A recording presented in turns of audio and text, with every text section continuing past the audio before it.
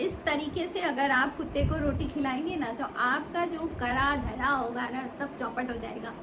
कौन सी वो बातें हैं जिनको ध्यान में रखना है जब भी आप सत्कर्म कर रहे हो तो, और कौन से काम आपको उस समय नहीं करने हैं। दोस्तों, ये सारी चीज़ें एक एक करके मैं आपको अपने वीडियो के माध्यम से आपको बताऊंगी। दोस्तों, आपसे एक रिक्वेस्ट है कि आप वीडियो पूरा देखें। तो दोस्तों, रोज की तरह जय श्री राम। दोस्तों, कैसे हैं आप सब लोग? दोस्तों, मैं भी ठीक हूँ। रोज की तरह यदि आपको मेरा वीडियो पसंद आता है तो मेरे चैनल को सब्सक्राइब करें। दोस्तों, मेरे चैनल का नाम है आध्यात्म का विज्ञान।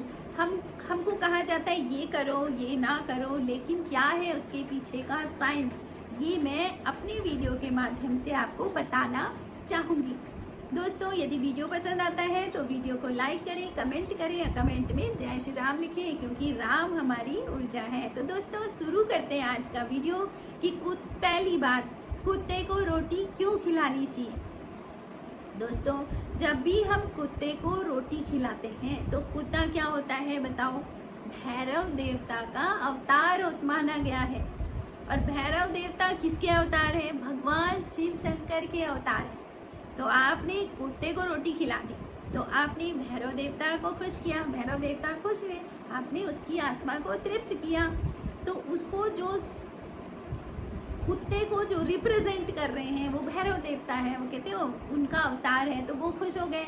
अब जब भैरव देवता खुश, भगवान शंकर खुश, भगवान शंकर खुश, माता पार्वती खुश, शंकर और माता पार्वती खुश तो गणेश जी खुश, है ना।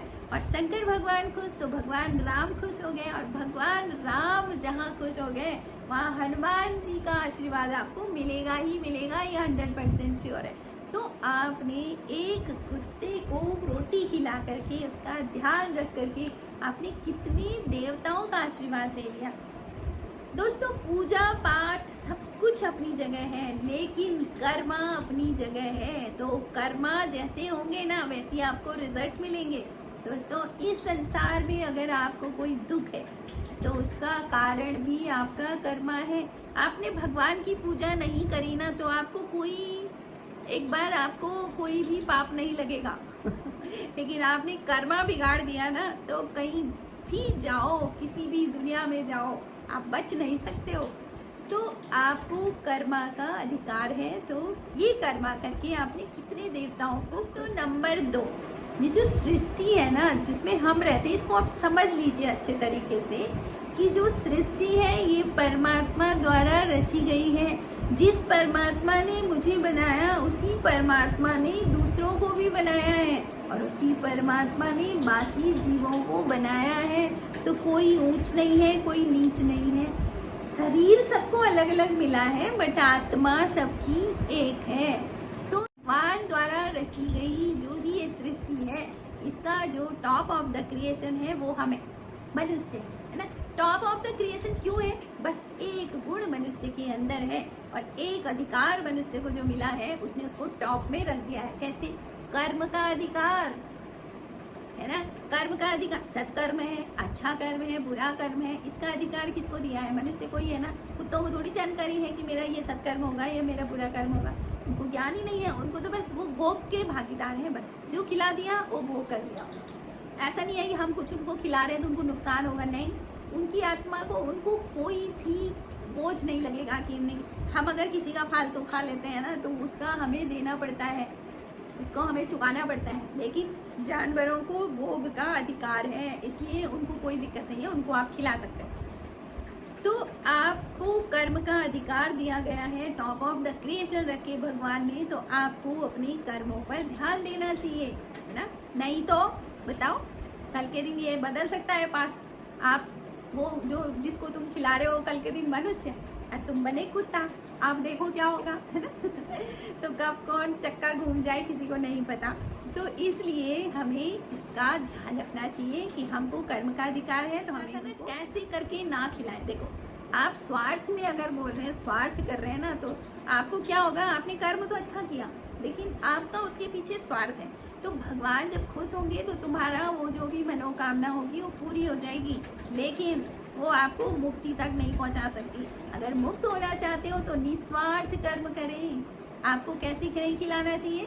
स्वार्थ में नहीं खिलाना चाहिए, निस्वार्थ भाव से, है ना, और प्रेम से आपको अपने कर्म करने चाहिए। तो फिर क्या होता है कि वो जो कर्म होंगे ना, वो इकट्ठा होकर के जब आप जाओगे इस दुनिया से तो वो आपको मुक्ति दिला देंगे। और जैसे ही आपने अच्छा कर्म किया और आपने कुछ मांग दिया तो उस कर्म का फल आपको मिल गया, आपकी मनोकामना पूरी हो गई। लेकिन इस बात का ध्यान रखें कि जब तक आपको चाहिए, चलो आप बहुत कमी में आप मांग लो, लेकिन एक समय ऐसा आना चाहिए जब आप ये बोले कि नहीं भगवान, बस मैं ये कर्म करता रहूँ, इतनी बुद्धि दो कि मैं ये सत्कर्म कर सकूँ। भैरव देवता की जब एनर्जी आपके घर में आ गई ना, सकारात्मक एनर्जी, तो नकारात्मकता वहाँ रह ही नहीं सकती है, उसको बाहर जाना होता है। सकारात्मकता अंदर तो नकारात्मकता बाहर, तो इस तरह से नकारात्मकता बाहर चली जाती है। अब अगर किसी की राशि में शनि का दोष है तो उसके लिए कहते हैं कि एक रोटी ले, उसको सरसों के तेल से चुपड़ दे, उस पर एक डली गुड़ की रख दे और उसको अच्छे से मल दे रोटी पे, और वो रोटी किसी काले कुत्ते को खिलाए। तो कभी कभी काला कुत्ता नहीं मिलता है तो कोई बात नहीं, कोई भी कुत्ता आपको मिल गया, आप उसको खिला दो वो रोटी। तो ये होता है शनि दोष से निवृत्ति के लिए। अगर आप परेशान हो, आपके ऊपर शनि का दोष है, तो शनि का दोष भी तभी होता है जब आपके कोई कर्मा, पूर्व जन्म के कर्मा है, तो पनिशमेंट के लिए शनि देवता आपको दोष लगा देते हैं ना, तो आपको उस दोष को भी आपको दे करके ही समाप्त करना है, दान करना है ना। तो इस तरह से पहली रोटी गाय की, आखिरी रोटी कुत्ते की जरूर जरूर जरूर दें। हाँ, तो दोस्तों अब मैंने आपको कहा था ना कि जब आप रोटी खिलाओगे तो ध्यान किस बात का रखना है ना। हाँ, ये बहुत ही महत्वपूर्ण चीज़ है। आपके भीतर एक बार भी ये भाव नहीं आना चाहिए कि मैं ये रोटी खिला रहा हूँ, मतलब अहंकार नहीं, भगवान खिला रहे हैं, मेरे द्वारा हो रहा है ना। तो अहंकार जहाँ पर आ गया ना तो आपका करा धरा जीरो, है ना, बिल्कुल जीरो हो जाएगा। तो आपको बिल्कुल भी ये नहीं सोचना है कि मैं हूँ और मैं ये रोटी खिला रहा हूँ और देखो जरा मैं सत्कर्म, बिल्कुल नहीं। याद रखना हमेशा अपने हर कर्म में आप एक चीज़ बिल्कुल यहाँ पर बिठा दो और भगवान से प्रार्थना करो कि कभी भी मुझे अहंकार ना आए, क्योंकि बिना उसके आशीर्वाद के तो तुम कुछ कर ही नहीं सकते ना। तो सब कुछ उनसे मांगो कि हे प्रभु कुछ ऐसा करो कि मुझे अहंकार ना हो, है ना। तो दोस्तों इस तरह से हमेशा कुत्तों को रोटी खिलाते रहें।